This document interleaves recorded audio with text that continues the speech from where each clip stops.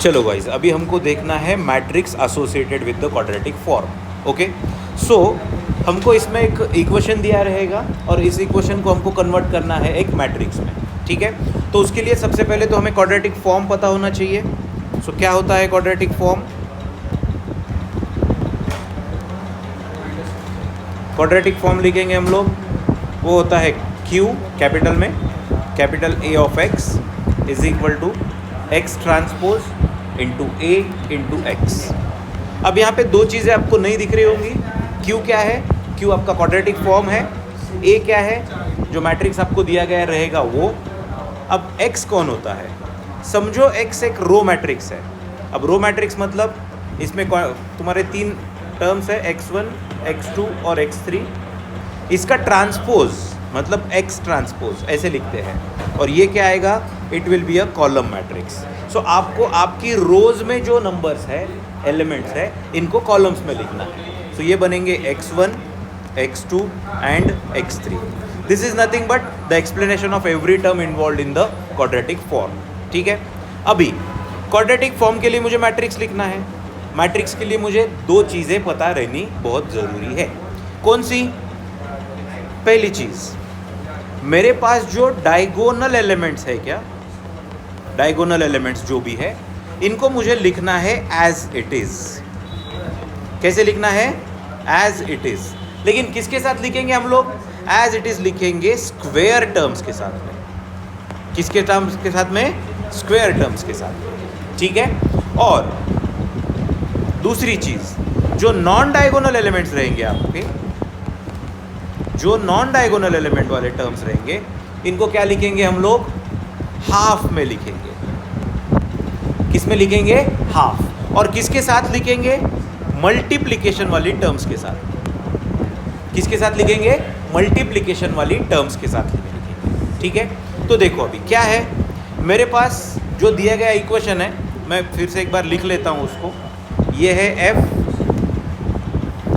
x1, x2, x3, और इसका जो फॉर्मेट दिया है इक्वेशन का ये ऐसा। ठीक है, ये मेरा क्वेश्चन है। अब मुझे इसे आगे सॉल्व करना है। तो मुझे सबसे पहले बोलो आप लोग कि इसमें स्क्वायर वाले टर्म्स कितने हैं? 3 है। कौन कौन? ये आपका पहला टर्म हो गया, एक सेकेंड, ये हो गया आपका स्क्वायर वाला पहला टर्म, ये हो गया स्क्वायर वाला दूसरा टर्म, और ये हो गया स्क्वायर वाला तीसरा टर्म। सही है, मुझे इसको कहाँ पे लिखना है? डायगोनल में लिखना है। ठीक है, सो मेरा जो रिक्वायर्ड मैट्रिक्स है, मेरा जो रिक्वायर्ड मैट्रिक्स है वो कौन है? Matrix A। इसको मुझे कैसे लिखना है? देखो, मुझे इसको लिखना है इस फॉर्मेट में। सबसे पहले मैं डायगोनल वाले टर्म्स मार्क करूँगा। कौन से टर्म्स मार्क करेंगे हम लोग? डायगोनल वाले टर्म्स, ये वाले। इसको मुझे लिखना है एज इट इज़ में। एज इट इज़ में लिखना है। एज इट इज़ में मतलब जो स्क्वायर वाले टर्म्स है इसके कोएफिशिएंट्स। अब पहला कौन है? x1 का स्क्वायर, इसका कोएफिशिएंट कौन है? 2। तो इसको 2 को एज इट इज़ लिखो 2, इसको 2 को एज इट इज़ लिखो 2। फिर सेकंड कौन है? x2 स्क्वायर, लेकिन कोएफिशिएंट कौन है? -1, तो इसको लिखेंगे -1। और लास्ट कौन है? 5, x3 का स्क्वायर, सो इसको 5 को एज इट इज़ लिखेंगे।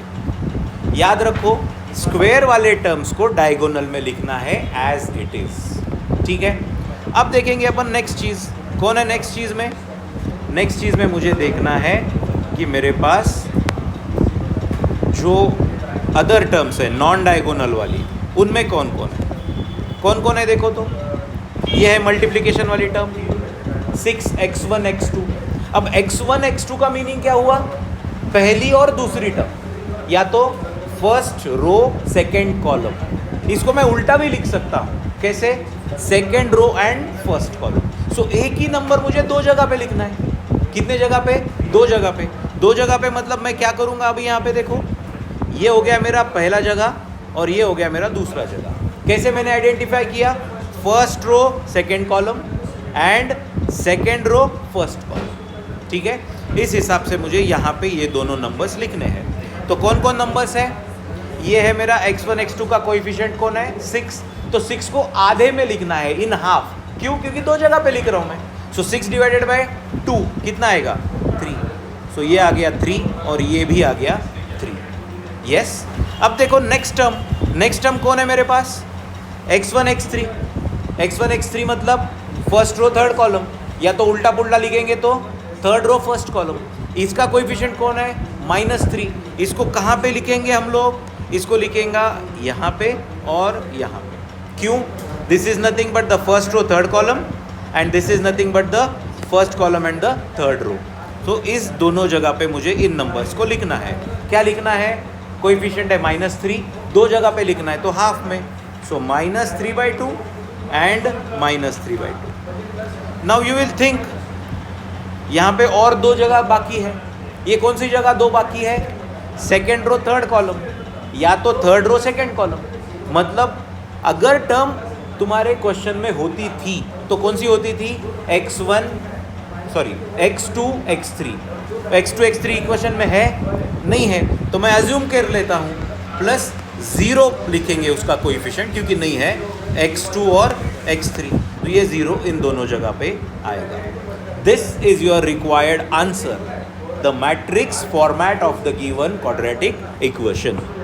You will get 4 marks for this.